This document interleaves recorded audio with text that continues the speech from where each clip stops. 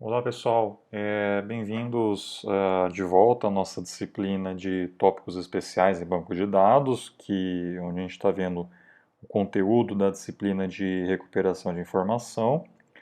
Essa é a videoaula número 6, onde a gente vai ver alguns conceitos relacionados com a parte de indexação. Até a última aula, nós vimos os pontos mais práticos da área, que envolve alguns modelos, como o modelo booleano, vetorial, probabilístico. Também vimos os métodos de avaliação. E agora, pessoal, a gente vai ver um pouquinho mais do lado do back-end, né, da parte mais é, de processamento mesmo dos documentos de indexação que estão envolvidos aí na disciplina também, tá? Bom, então vamos pegar aqui uma motivação. Considere que a gente tenha, por exemplo, cerca de 1 milhão de documentos, e aí cada documento desse vai conter cerca de 1.000 palavras. Se a gente supor, por exemplo, que a média de bytes por palavra é de 6 bytes, que vou incluir desde de acentuação, espaço, etc.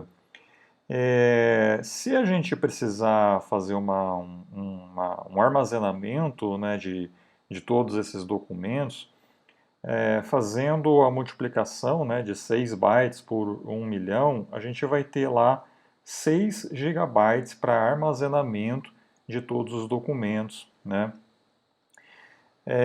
Só que supondo que a gente tenha 500 mil termos distintos nesses documentos, o que vai acontecer, né? A gente vai ter que, nós teremos uma matriz que vai ser aquela matriz TDM, né, que é termos por documentos.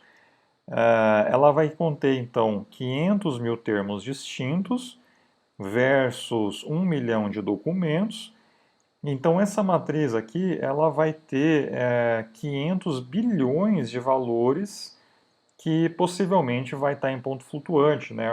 Armazenando, por exemplo, os valores de TF-DF, né? Bom, por outro lado, tá, já que cada documento vai conter cerca de 1.000 palavras, como está aqui, né? Então, a gente não vai ter mais do que 1 bilhão de valores diferentes de zero, né? Então, quer dizer, essa matriz aqui ela vai ser extremamente esparsa, tá? Então, fazer o armazenamento de uma matriz densa como quer dizer, uma matriz completa como essa, só que com muitos valores aqui que são zero, por quê? Porque cada termo não vai estar na maioria desses documentos, né? Então a maioria desses valores vão ser zero. Então é necessário que a gente tenha uma representação mais eficiente para poder armazenar e representar essas relações, né, entre termos e documentos. Beleza? Para isso, existe então uma estrutura que se chama índices invertidos. E como que ela funciona, né? Como se fosse uma matriz de adjacência. Não sei se vocês lembram quando vocês aprenderam na parte de estrutura de dados, a representação de matrizes esparsas. Como que a gente vai fazer? A gente vai ter de um lado o dicionário, quer dizer, todos os termos distintos que a gente coletou da coleção. E para cada termo, a gente vai ter uma lista de documentos em que aquele termo aparece. Tá? Então, para cada termo T, a gente vai armazenar uma lista de todos os documentos que contém aquele termo específico. Aí a gente pode usar um ID para cada documento para poder usar nessas listas. Tá? Então, por exemplo, aqui eu tenho o termo Brutus. Esse termo aparece nos documentos com IDs 1, 2, 4, 11 e assim por diante. Mesma coisa para os termos Caesar, Carpurnia e etc. Tá? Bom, essas listas que estão aqui, elas, nesse caso aqui, elas têm tamanho pré-definido e isso pode ser um problema, né? Porque você pode ter casos onde é necessário ter mais espaço aqui para armazenar outros documentos para aquele termo, e também casos onde aquela lista está vazia, né? Você tem poucos documentos que contêm aquele termo. Tá? Então, o que acontece se a palavra Caesar for adicionada ao documento 14? Então, quer dizer, naquela lista correspondente ao termo Caesar, a gente teria que adicionar aqui, né, porque vai estar ordenado, o documento 14. Só que você, como não tem mais espaço aqui, vai ser necessário você criar uma extensão dessa lista para poder armazenar mais documentos. Tá? Então, a gente usa normalmente listas de tamanho variável e a gente dá um nome especial para essas listas, que são as postings lists. Tá? Em termos de armazenamento em disco, quando a gente faz uma alocação sequencial, quer dizer, o uso de vetores, tá, é melhor. Por quê? Porque daí você consegue fazer a leitura ou a escrita dessas listas em disco de uma maneira mais eficiente, por meio de blocos, né? Agora, em termos de memória, a alocação encadeada é melhor porque você tem essa flexibilidade de poder adicionar e remover documentos lá daquela lista. Beleza? Bom, então como é que funciona o processo? A gente tem aqui um conjunto de documentos que vão ser indexados. Esses documentos passam por um tokenizador, quer dizer, um módulo que vai separar aquele fluxo de texto em uma sequência de tokens, que está aqui. Tá? Depois nós temos um módulo linguístico que vai fazer alguns processamentos nesses tokens, como, por exemplo, substituir todo mundo para letras minúsculas, fazer padronização de termos, deixar, por exemplo, esses termos no singular ao invés de ser no plural, e entre outros processamentos que a gente pode fazer conforme a gente vai ver nas próximas aulas. Bom, aí a gente vai ter os tokens modificados, que a gente vai chamar isso daqui de termos, tá? Então tem os termos, que são os termos de indexação. Tá? Que são os que vão ser de fato armazenados lá nos seus índices, tá? E por fim, você tem os índices invertidos, que é isso daqui, onde a gente tem lá para cada termo a sua correspondente posting list, tá bom?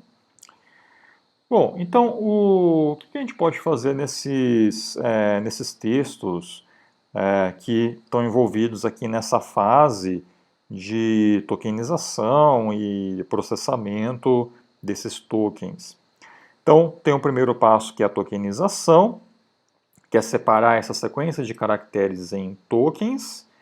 É necessário a gente tomar alguns cuidados especiais.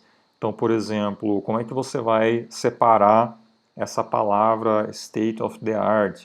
Vai ser palavras separadas ou você vai deixar tudo numa única palavra? Ou então, termos com apóstrofo S, como é que você vai padronizar isso, né? Bom, então são coisas que são decisões de projeto, tá, que são necessárias tomar nesse processo de tokenização.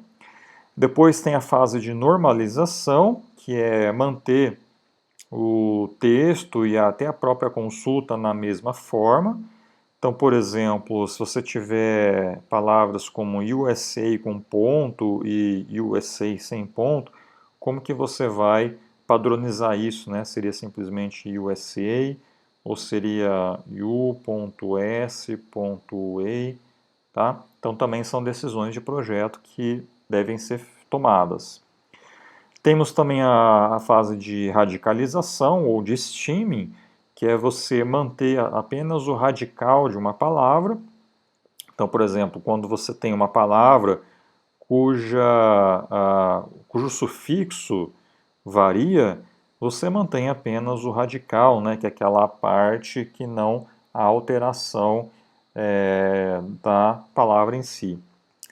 E aí também tem a remoção de stop words, que você pode ou não omitir. Stop words são termos que são muito comuns na coleção e que não agregam significado. Então, por exemplo, para a língua inglesa, você tem preposições e artigos como the, a, of, to e etc. Tá? Bom, então vamos ver aqui o processo completo, né? Imagina que eu tenho dois documentos, D1 e D2, e aqui é o conjunto, né? É o conteúdo de cada um desses documentos. O que você vai fazer? Você vai ter primeiro um parser que vai extrair os tokens de cada um desses documentos, já fazendo a normalização. Então, olha só que eu tenho a palavra I, que está aqui, ela vai aparecer aqui nessa tabela. Nessa tabela a gente vai colocar o termo em si e o ID do documento em que ela aparece. Tá? Então esse parser vai varrendo esses textos em ordem que aparece. Então, por exemplo, eu tenho o I, depois eu tenho o did, que aparece aqui, aí depois o enact aparece aqui, o Julius, que está aqui, eu normalizo ele, vira Julius com J minúsculo, e assim por diante eu vou fazendo todo esse processo. Tá? Armazenando também o ID do documento onde ele aparece. Então eu faço isso para o doc1, doc2, doc3, doc4, doc5, até o docn. Tá? Bom, depois disso, a gente vai fazer uma ordenação. Na verdade, vão ser duas ordenações. Vai ser uma primeiro pelos termos, de maneira lexicográfica, e depois a gente vai fazer uma segunda ordenação pelo docid. Então, a gente, verificando essa tabela que está aqui, a gente vai fazer uma ordenação primeiro pelos termos, então esses termos vão estar ordenados lexicograficamente. Depois, a gente vai ter a ordenação pelo docid. Então, repara que para a palavra brutos, eu tenho uma ordenação interna pelo ID daquele documento. O Caesar também, ó, tá vendo? O I, aqui é só o único documento, né? Então, eu faço isso para todo mundo, duas ordenações, tá? E esse processo, pessoal, de ordenação é o mais custoso em todo processo de indexação. Tá? A gente vai ver que isso é o que faz com que a gente tenha dificuldades para fazer uma indexação de uma coleção muito grande. Tá? Bom, depois, né, a próxima fase é você combinar múltiplas entradas de um mesmo termo. Você vai combinar isso de uma maneira já na forma de uma posting list. Tá? Então reparem que nesse caso aqui, ó, eu tenho o termo ambiguous, ele aparece então somente no doc2, então eu vou armazenar aqui, ó, tenho o meu dicionário e a minha posting list contendo apenas o docid2. E eu armazeno também nessa fase, pessoal, a frequência desse termo ao longo dos documentos, tá? Então, como essa palavra ambitious aparece apenas em um único documento, eu também armazeno essa frequência aqui, tá? Ó, o B também, tá? Tá aparecendo aqui. O Brutus, olha só o Brutus, ele aparece duas vezes, então a frequência é 2, tá? E eu também faço a junção, né, desses dois documentos numa única lista aqui E isso aqui também tem que estar ordenado, tá? Tem que estar ordenado, então por isso que a gente fez uma segunda ordenação lá pelo docid. Então vou fazer todo esse processo para todas as minhas ocorrências e vou ter então aqui a minha estrutura de índices invertidos, que é essa que está aí, beleza? Bom, por que que a gente precisa armazenar a frequência aqui, né? Então, essa aqui é a pergunta que eu faço para vocês. Por que que a gente precisa fazer isso? Daqui a pouco eu vou falar a resposta, enquanto isso vocês podem ir pensando. E aí uma coisa que é importante também a gente verificar é a gente fazer uma análise em termos de armazenamento, né? Por quê? Porque quando você trabalha com coleções cada vez maiores, o armazenamento é um processo, é um ponto crítico aí da indexação, né? Então, reparem que para essa estrutura a gente vai ter que ter, né, um custo de armazenamento tanto para armazenar o dicionário e as contagens, tá? Então, supondo que aqui você vai ter uma determinada quantidade de bytes para armazenar cada termo do teu dicionário. Por isso que é bom você ter, por exemplo, calcular, por exemplo, uma média de bytes, né? Ou quer dizer, uma média de caracteres por palavra, tá? Por palavra. E além disso, você vai armazenar também um inteiro, que possivelmente vão ser 4 bytes, para cada entrada desse dicionário. A gente vai ter também os ponteiros, né? Então, todos esses ponteiros aqui, ó, que estão aqui, além desses que estão nas postings lists, você vai ter que também armazenar, se for numa arquitetura 64 bits, vão ser 8 bytes, né? Se for uma arquitetura 32, são 4 bytes. E além disso, você também tem as listas de docIDs, que também seriam 4 bytes para cada ID de documento. Tá? Bom, então pessoal, quanto mais ponteiros e mais robusta é a sua estrutura, mais você vai ter em custo de armazenamento, tá? Então existe um trade-off aí para você saber o quanto que vale a pena você pagar por esse armazenamento para você ter uma eficiência na indexação, tá? Por quê? Porque essa estrutura aqui, pessoal, ela pode ser muito mais enriquecida, tá? Então você poderia, por exemplo, armazenar outras informações, como não só aqui a lista de termos, mas você pode ter também uma lista de n-grams, né?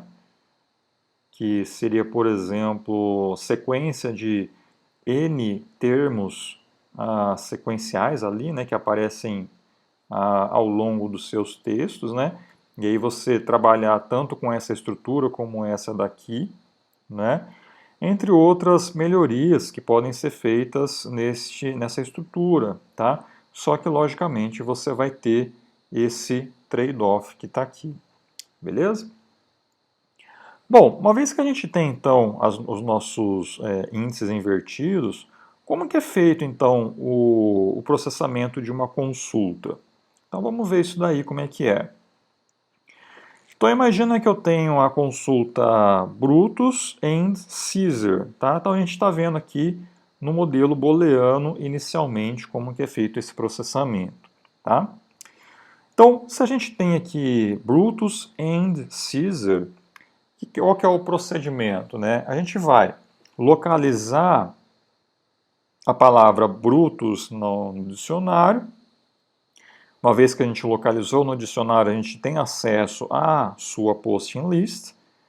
Depois a gente localiza o termo Caesar, também recuperando o seu posting list. E depois a gente pode combinar essas duas listas, né, por meio de uma intersecção. Essa intersecção pode ser feita igual ao do algoritmo do merge sort, né? Lembra do intercala do merge sort? Como que ele funciona, né? Você assume que duas listas estão já previamente ordenadas, você inicializa dois ponteiros no início dessas listas e você vai sempre incrementando um ponteiro, aquele ponteiro, né, que aponta para o menor valor, tá? Então, como aqui, por exemplo, 1 é diferente de 2, a gente vai incrementar o menor ponteiro. Então, seria esse daqui. Fazendo a comparação, a gente viu que eu tenho o documento 2 e o documento 2. Então, quer dizer, o docid 2, ele contém Brutus and Caesar, tá? Então, o documento 2 já faz parte da resposta.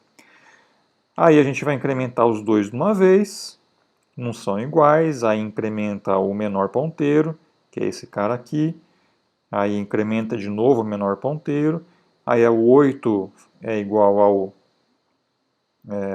não, na verdade eu estava aqui, né, no 5, aí o 5 e 4 eu vou incrementar esse, aí entre o 8 e 5 eu vou incrementar esse, e aí o 8, sim, eu vou colocar na resposta e vou fazendo esse processo aqui, tá? Então, faço aqui para tudo até chegar no final. E aí no final das contas a gente vai ter a resposta aqui, né? Bom, qual que é a complexidade desse processamento? Tá? Uma pergunta para vocês, qual que vai ser a complexidade? Bom, o que a gente tem, né? Localizar uma palavra no dicionário, se o dicionário for eficiente, quer dizer, não tiver tantos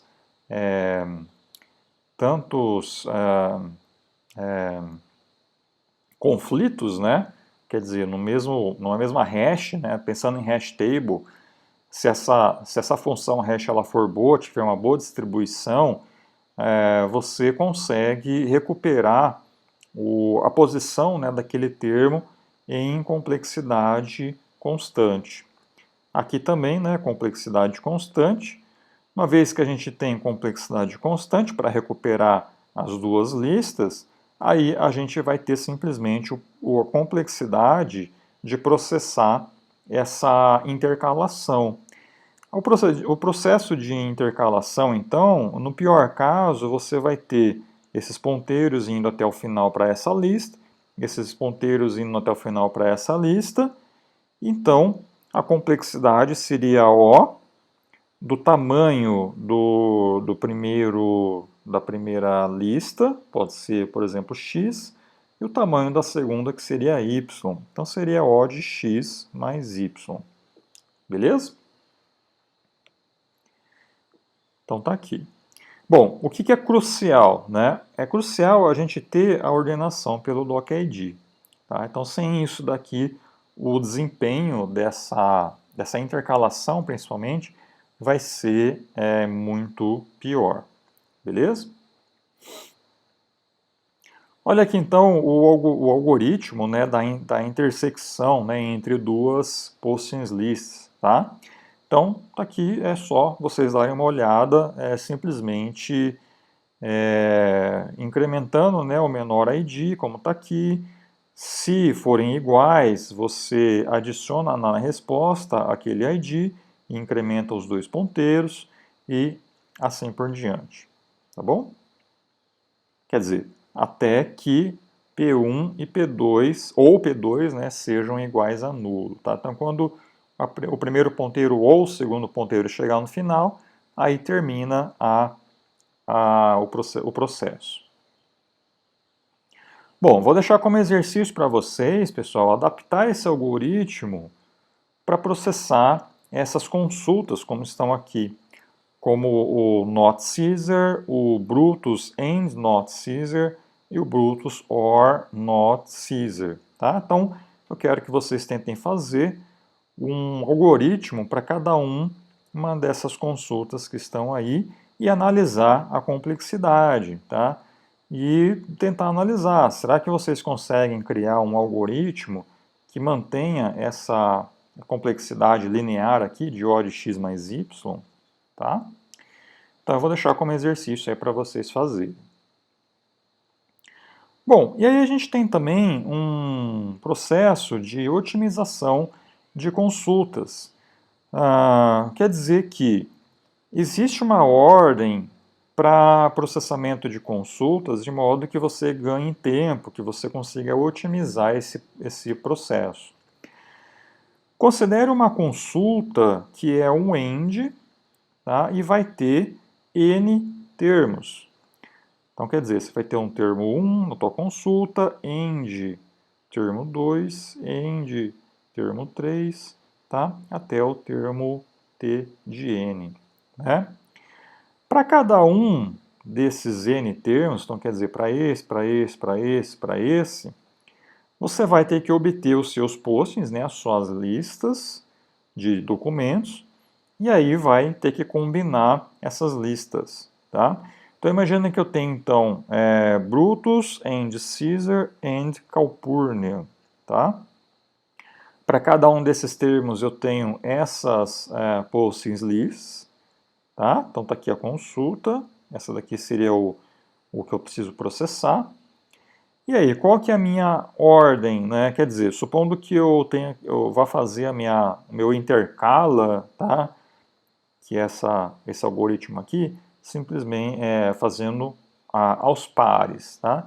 Então, qual seria, quem que eu faria primeiro? Brutus e Calpurnia, e depois o resultado com Caesar, ou então Calpurnia e Caesar, e resultado depois com Brutus.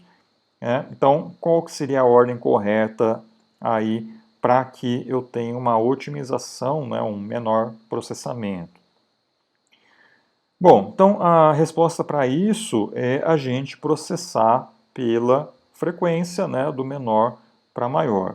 Tá? Então, no caso, eu vou fazer Calpurnia and Brutus. Por quê? Porque Calpurnia é o menor tamanho aqui, né, tem menor frequência, e Brutus é o segundo menor. Por que que isso é bom? Né? Porque, como é um AND, você vai ter um ponteiro aqui, depois esse ponteiro vai vir para cá. Quando esse ponteiro vier na segunda iteração, você já pode parar, né? Porque você não vai ter mais documentos aqui para poder comparar com a outra lista, né? Então, quer dizer, você vai ter apenas até, né, dois documentos resultado, né, dessa consulta que depois você vai comparar com a lista do Caesar, né? Então, você vai ter uma otimização aí, beleza? Então, por exemplo, aqui eu vou comparar essa lista com essa daqui. Então, o 13 não aparece, só vai ter apenas o 16, né, que aparece aqui. E aí, esse documento, então você vai ter o 16 aqui, que você vai comparar com a lista aqui do Caesar, que é essa, né? Então, você vai ter que fazer com que o ponteiro do Caesar vá até um valor que seja imediatamente maior do que esse 16, e se encontrar o 16, ele vai colocar o 16 na resposta, senão ele para, né? Aí ele já vai parar e vai terminar a consulta. Ao passo que, se você fizesse o processo entre Brutus e Caesar inicialmente, você teria que comparar vários documentos entre si, que são essas duas listas, e o resultado disso depois comparar com a lista de Calpurnia, tá? Quer dizer, você vai ter muito mais processamento aí para realizar. Bom, uma outra heurística que pode ser feita é quando a gente tem, por exemplo, o operador OR, e aí como é que a gente faz? Né? A gente pode pegar e somar a frequência, né, o tamanho da lista para esse termo, depois a frequência para esse termo, soma as duas, faz a mesma coisa com esse lado de cá, né? E aí faz o mesmo processo, né? Faz a combinação com AND daquelas listas que têm aquelas menores frequências, tá? Fazer essa soma, pessoal, é um método conservador. Logicamente que pode ser que não seja exatamente aquilo, tá? Mas mantendo essa ideia de ser de conservadorismo, acaba melhorando, né? Você tendo uma segurança maior aí para otimização, beleza? Mais um exercício para vocês, ó, recomendar uma ordem de processamento para essa consulta que está aqui, tá? Então, como que eu faço, qual que vai ser a ordem par a par, né, das minhas comparações aí dessas listas, tá? Então, dá uma pensada, sendo que eu tenho essas frequências que estão aqui para cada termo, beleza?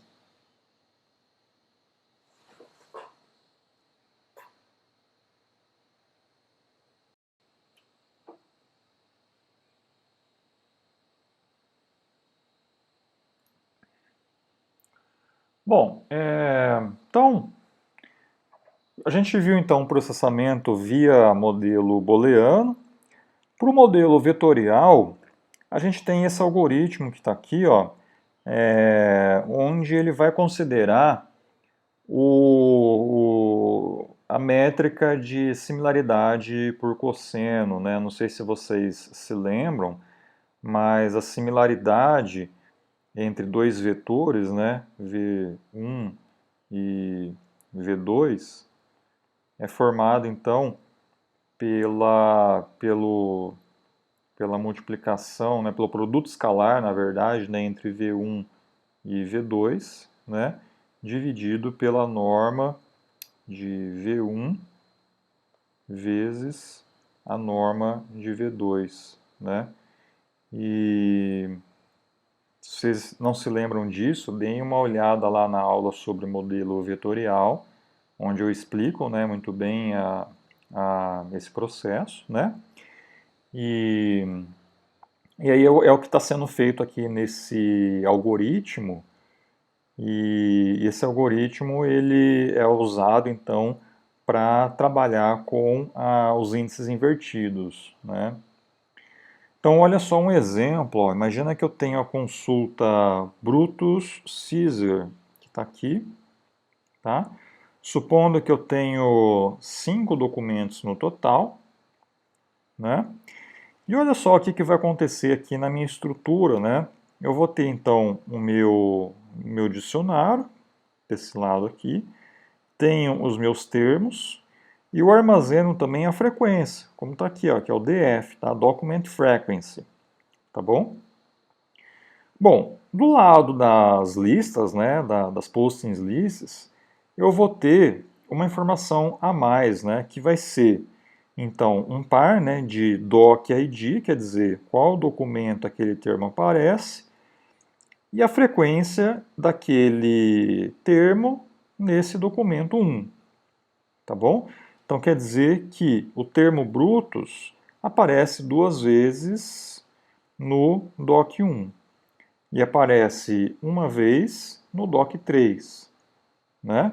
Aparece 3 vezes no doc 4 e assim por diante, beleza? Bom, então olha só, eu vou debugar aqui com vocês o algoritmo, né? Onde eu tenho inicialmente a declaração de dois vetores, o vetor de scores, que vai ser inicializado com tamanho igual ao número de documentos, quer dizer, 5, né? E o vetor de tamanho, né, que é a parte da normalização, né, que você vai fazer. Então, para cada documento, você vai ter uma norma e é onde a gente vai armazenar aqui nesse vetor length, beleza? Bom, então começando, ó, eu vou para cada termo I na consulta Q, então quer dizer, eu vou pegar o primeiro termo aqui da consulta, que é Brutus, tá? Bom, para esse termo Brutus, eu vou fazer o quê? Eu vou calcular o peso dele. quer dizer, o W de IQ. Esse W de IQ está aqui, ó. Quer dizer, eu estou usando o modelo vetorial, né, onde eu uso a métrica TF e DF. Como que é essa métrica, né? Então, o W de um termo T num documento D vai ser o quê? Vai ser 1 mais log de T vezes o IDF, né, que é o log de N dividido por NT. Tá? Então, log, aqui nesse caso a gente está usando log na base de 2. Né? T, né, na verdade, é o TF, né, que é a frequência do termo naquele documento. Tá?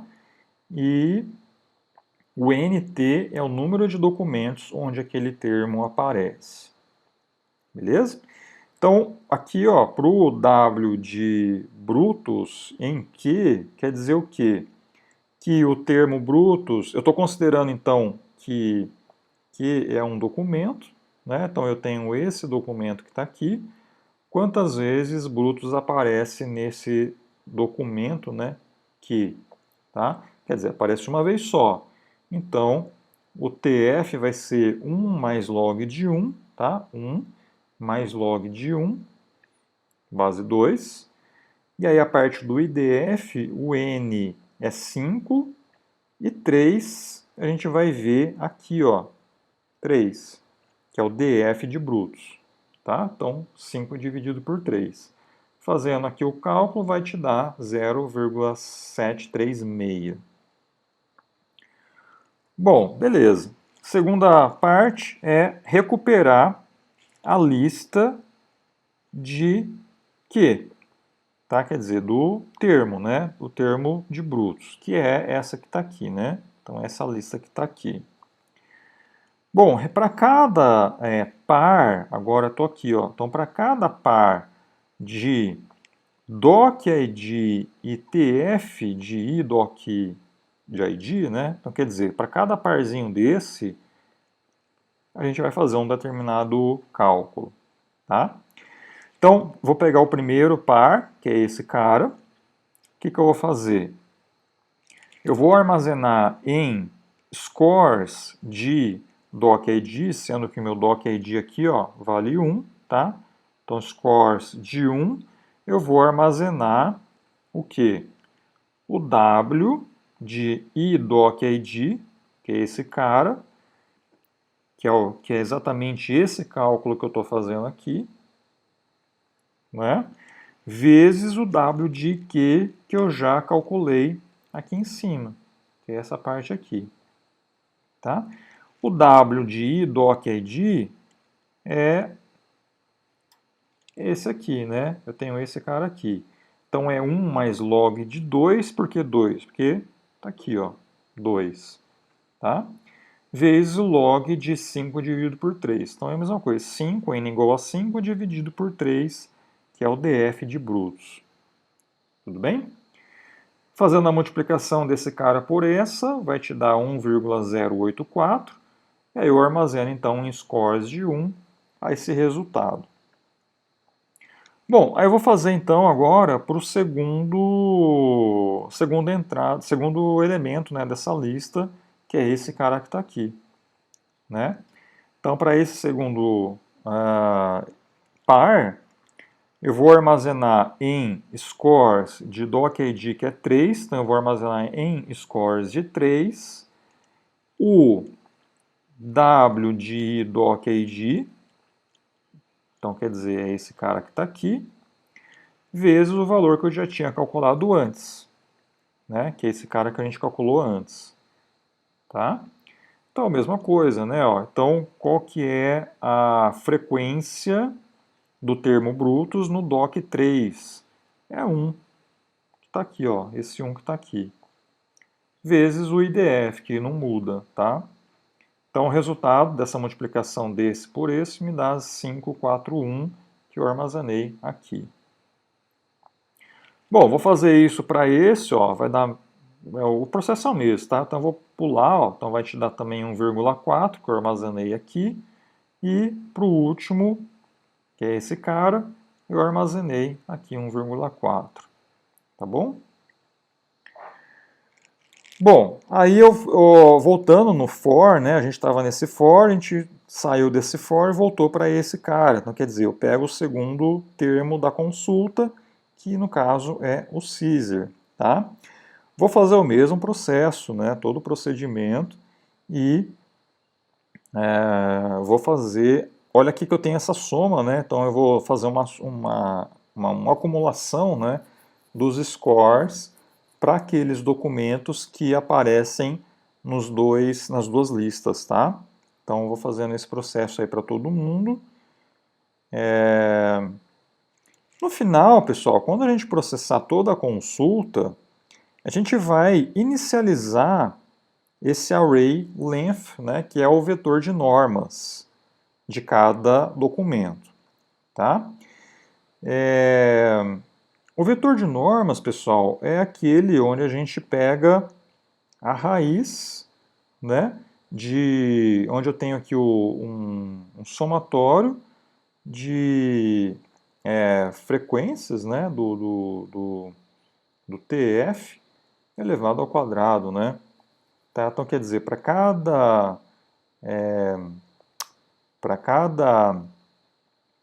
na verdade não é TF, né, é o W, tá? É o W aqui. Então para cada valor a gente vai levar ao quadrado, depois vai tirar a raiz, né? E aí a gente vai ter o vetor de norma, que está aqui, e daí depois basta a gente pegar e fazer a divisão desse negócio por esse negócio, tá? Que é o que está sendo feito aqui embaixo. Beleza? Normalização. Uma vez que é feita essa normalização, a gente vem lá no vetor de scores, faz a ordenação de modo decrescente e retorna os top N, né, documentos para o usuário. Nesse caso vai ser o 4, 5 e o 1. Beleza? Então esse aqui é o algoritmo para fazer o processamento então, nos índices invertidos no modelo vetorial. Bom, aí pessoal, a gente tem mais alguns tópicos que são importantes para essa aula, que é a construção de índices. Bom, a gente viu, né, todo esse processo de indexação que parece uma coisa muito simples. Mas, como eu falei antes, se você trabalha com uma coleção que é muito grande, fazer esse processo não é escalável em memória, né, se você fizer tudo isso em memória. Esse processo envolve, então, né, o parsing de cada documento, depois a criação dos pares, né, termo docid, depois tem as duas ordenações que são necessárias. Tá? Então, fazer isso em memória, tá? Você não vai conseguir fazer. Por mais memória que você tenha em uma máquina, nunca vai ser suficiente, porque hoje em dia você tem coleções cada vez maiores. E qual que é a saída para isso? É a ordenação externa, tá? Você fazer a ordenação usando o armazenamento em disco. Um dos algoritmos que a gente vai ver é o BSBI, né, que é o Blocked Sort Based Indexing. Tá? Como que funciona esse algoritmo? Ela faz uma ordenação visando menos acessos ao disco. Tá? Então, como é que funciona? Né? A gente vai mapear, inicialmente, cada termo para um ID. Então, a gente vai ter aqui um termo ID, né? Onde a gente vai ter, então, é como se fosse na verdade vai ser, né, uma hash, onde cada posição aqui desse dicionário, né, dessa hash, aponta para o termo correspondente, tá? E aí esses índices aqui são usados, então, como termo ID, o do ID do termo. Bom, aí a gente vai fazer, então, olha só, a gente vai ter pares agora de dois números, né? O termo ID e o doc ID. Então, se você trabalhar com inteiros, você vai ter 4 bytes aqui, 4 bytes aqui, ou seja, vão ser 8 bytes para cada par. A gente vai fazer inicialmente uma segmentação da coleção em blocos com tamanho igual, né, mas onde esse tamanho aqui vai depender da quantidade de memória que você tem naquela máquina. Tá? Então, se você pensar assim, eu quero que cada bloco tenha cerca de 10 megabytes, fazendo a divisão, né, de 10 mega por 8, isso vai te dar aí aproximadamente 1,25 milhões de registros por blocos. Tá? Então, você pode separar todos os seus pares, né, de ID de termo e ID de documento em blocos contendo aproximadamente 1,5 milhões desses pares, e aí cada um desses conjuntos vai representar um bloco. Tá? Bom, aí a ideia é você ordenar cada um desses pares, tá? Então, por isso que você vai fazer essa separação em blocos, porque daí você consegue fazer uma ordenação em memória, né? Porque você vai fazer num bloco com tamanho pré-definido, né? Onde você consiga fazer isso em memória. O seguinte passo é salvar esses resultados intermediários no disco e, por fim, combinar todos esses resultados intermediários no índice final. Né? Essa combinação que está aqui, ela é feita de uma maneira parecida com o intercala, né, que a gente acabou de ver. Tá? Então a gente vai abrir todos os arquivos que já estão pré-processados, né, pelos blocos, a gente vai abrir eles simultaneamente, vai ter um ponteiro para cada arquivo desse, e aí em cada iteração a gente seleciona o menor termo, né, que não foi processado, e vai fazer a combinação das suas respectivas posting lists. Tá? Então olha aqui um exemplo, né, ó. Imagina que cada bloquinho desse aqui, ó, então eu tenho 2 bloquinhos, imagina que esses 2 bloquinhos foram resultado de uma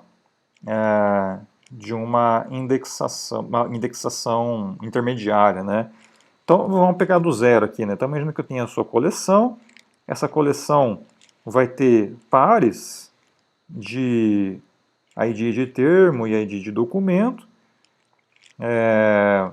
Você vai separar então por blocos, né? Tá? Com um tamanho pré-definido.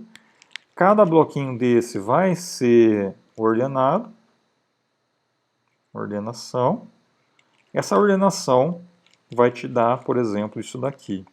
Tá? Para o segundo, te daria uma coisa como essa daqui. Tá? E assim por diante para cada bloco seu. Bom, e a intercalação como é que vai funcionar? Né? A intercalação, então, você vai abrir todos os arquivos todos esses arquivos de uma maneira simultânea. Você vai ter um ponteiro para o início de cada um desses arquivos. E aí, de acordo com o ID, né, na verdade aqui o tal tá errado. Né? Na verdade, você não vai armazenar o termo em si, você vai armazenar o ID daquele termo que você fez por meio daquele dicionário que eu acabei de falar. Né? E aí,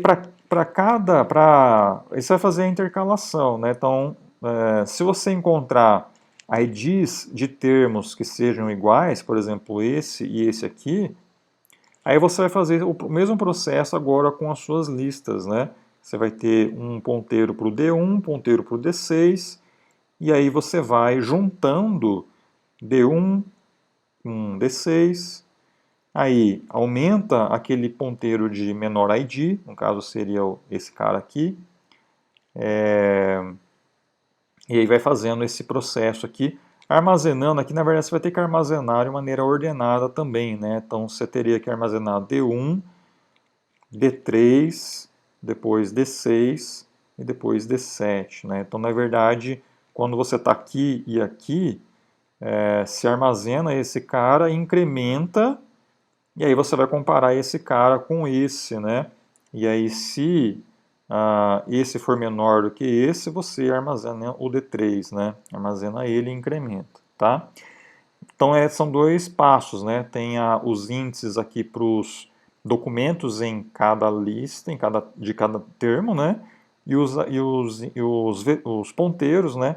Para cada termo, tá bom? Bom, fazendo isso, né? Essa combinação, você junta tudo numa lista que vai ser a junção de tudo, já armazenando em disco, tá? De modo que você não vai colocar tudo isso na memória, porque senão você vai cair no mesmo problema de falta de memória. Então você vai fazendo esse processo de intercalação, já armazenando esse negócio aqui em disco. Beleza?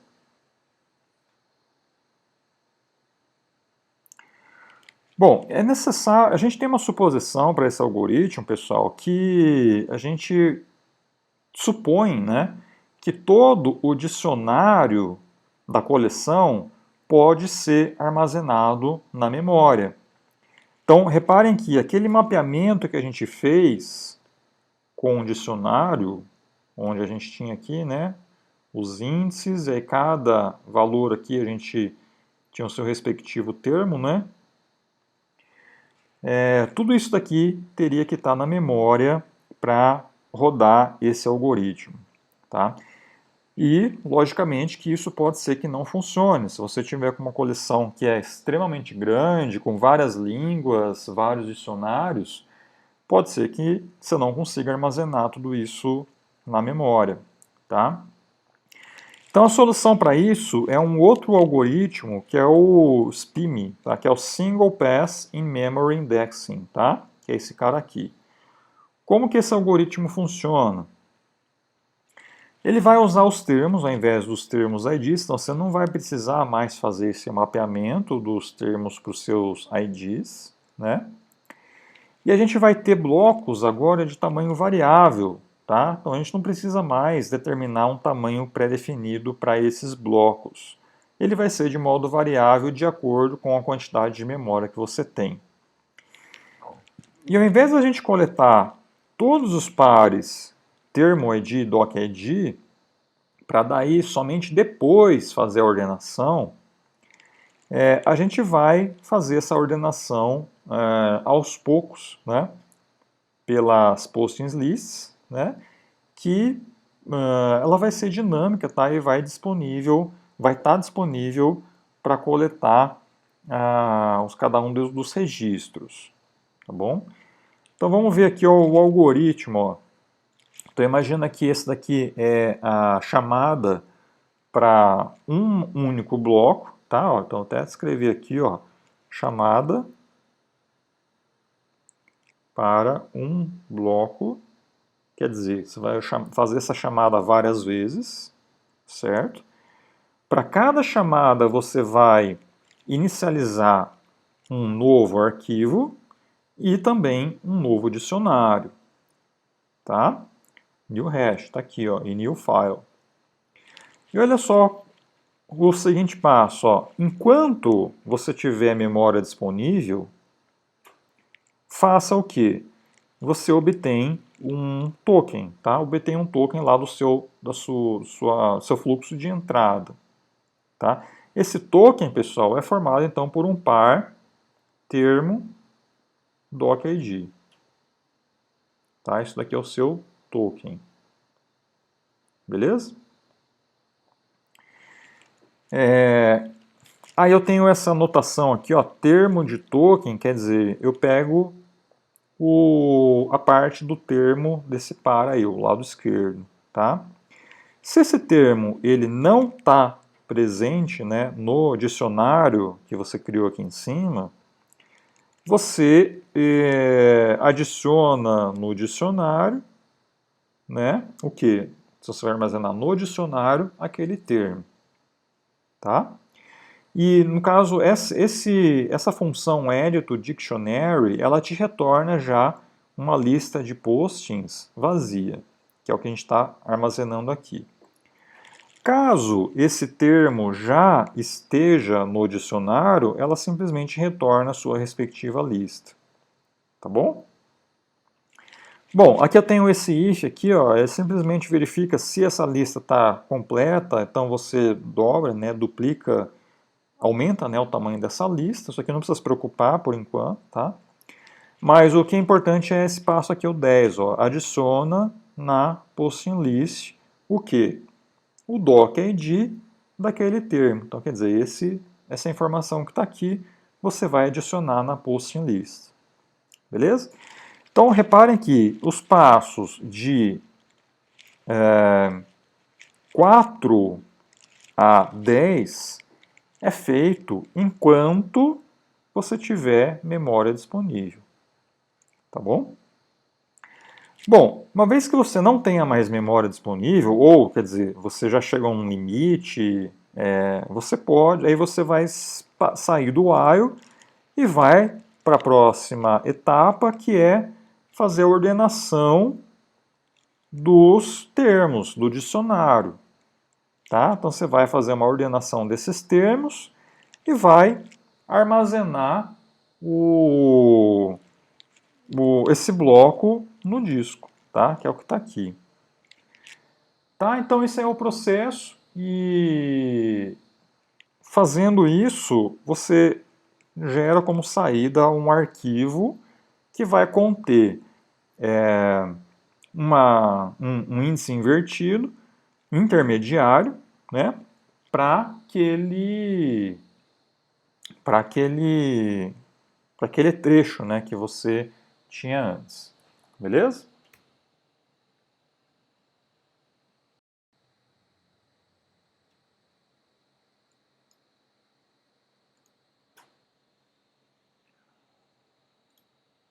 Bom, então, pessoal, reparem que uma vez que você faz isso para toda a tua coleção, né, você vai ter vários arquivos armazenados, quer dizer, como eu falei, né, você vai fazer uma chamada para cada bloco, né?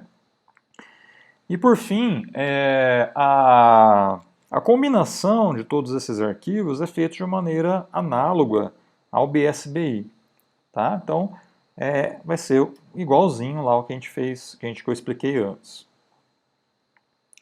Quais são as vantagens desse algoritmo, né? Então ele é mais rápido, por quê? Porque você não vai precisar fazer uma ordenação dos registros, quer dizer, dos pares de termo e documento. Você só vai fazer uma ordenação do dicionário, tá? De cada etapa do algoritmo, né? Da execução do algoritmo. Você vai ocupar menos memória, pois você não precisa mais ter os termos IDs, né? E além disso, você pode ter blocos maiores, né? Uma vez que você vai ocupar menos memória, você pode ter blocos maiores, o que vai levar menos acessos ao disco. Beleza?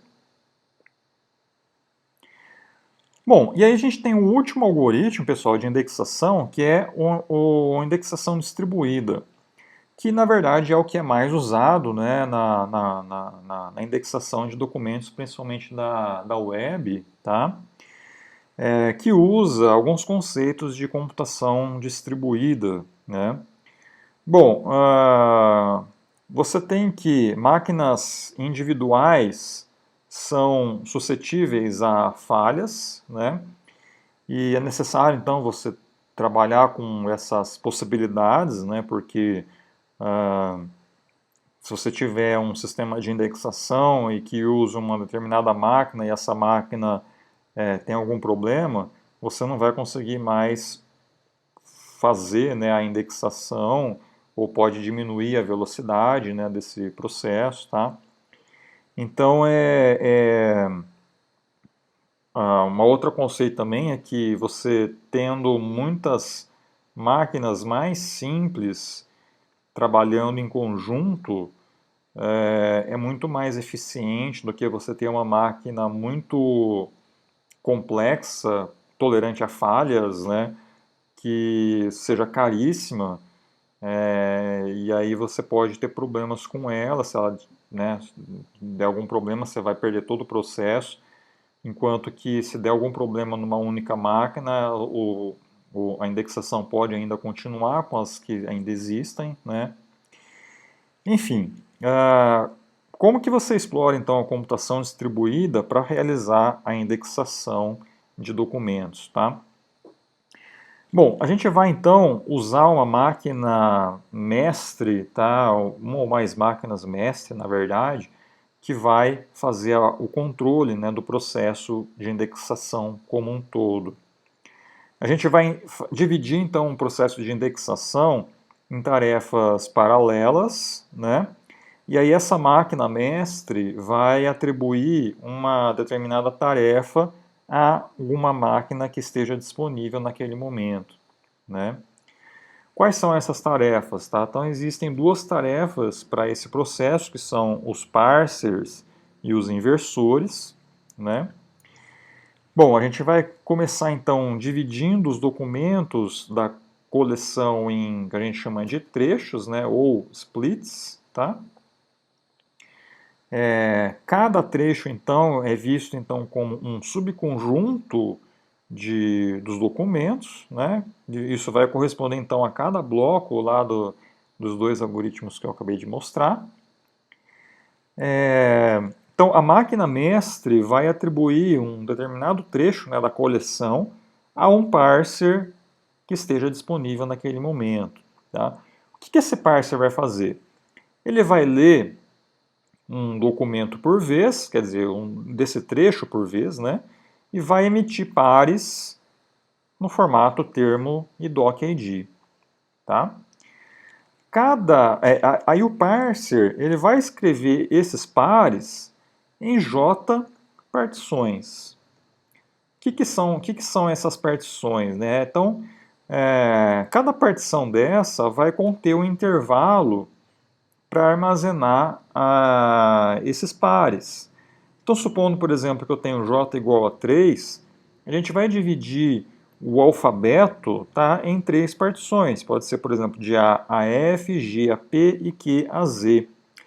Então, quer dizer que aquele par que tenha um termo que começa com a letra A, o parser vai armazenar aquele par nessa partição aqui. Se tem um outro par cujo termo começa com a letra Q, ou X, né, ou Z, você vai armazenar nessa partição. Tá? E assim por diante. Bom, uma vez que você faz isso, né, o parser então vai ter essa função, tá, de gerar pares, ter no documento e armazenar numa determinada partição como essa.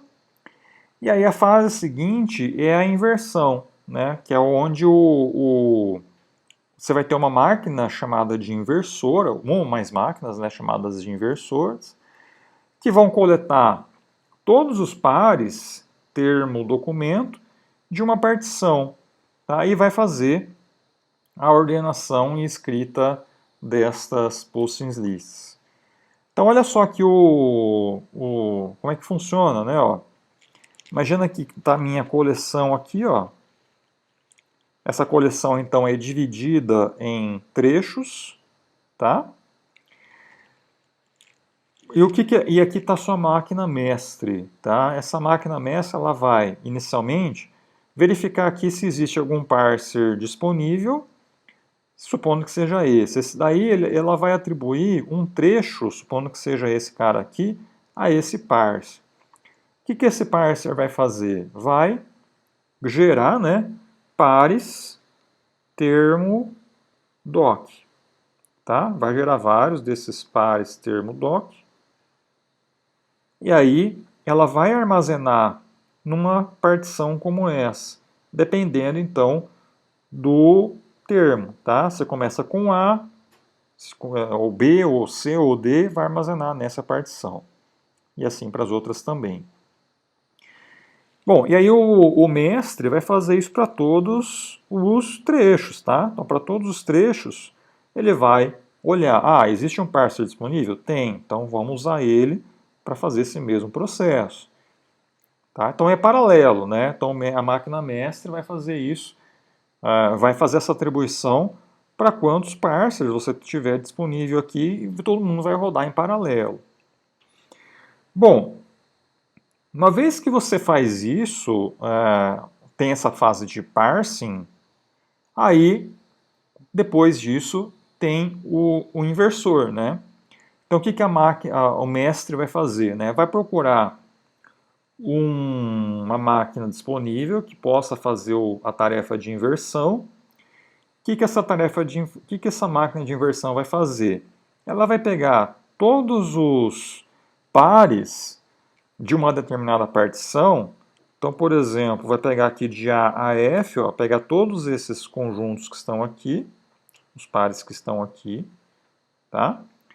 E vai vir aqui e vai fazer a ordenação e a criação das postings lá para o disco, tá? Sendo que aí você vai ter, então, para esse intervalo, né, de A a F. E aí cada inversor seu vai fazer esse processo para cada trecho desse aqui, né, para cada partição dessa. Beleza? E aí no final das contas você vai ter isso, né, que é seus índices invertidos, tá? Só que aqui ele vai estar separado por intervalos, né? E aí basta então você olhar no lugar correto, né, na hora de você fazer uma consulta, né? Tá? Bom, esse algoritmo que eu acabei de explicar, pessoal, é uma instância do MapReduce, tá? O MapReduce é um framework que é usado para computação distribuída, tá? Então, se vocês derem uma pesquisada, vocês vão achar a descrição completa desse framework, onde aqui a gente fez uma instanciação, né, para realizar indexação em RI, né? Bom, vários sistemas, tá, de indexação, até como o Google, tá, ele usa uma versão provavelmente muito mais complexa do que essa, e isso é feito em várias fases, tá? Não só essa que eu ilustrei aqui, mas esse é uma única fase, né? Você pode ter várias outras fases para criar indexadores como esses aqui, que vão aumentar o desempenho das consultas. Beleza? Bom, então é isso, pessoal. Essa aqui foi a aula sobre indexação. A maior parte do conteúdo, pessoal, eu peguei aqui do livro do Manning, tá? Cujo link está aqui, né? Então vocês podem dar uma olhada melhor no livro, né? Ou obter lá mais informações. E então lembrem, né, de resolver os exercícios que eu apresentei aqui nessa videoaula, tá? Logo mais a gente vai ter listas de exercícios sobre isso também. E é isso aí. Obrigado, pessoal, e até a próxima.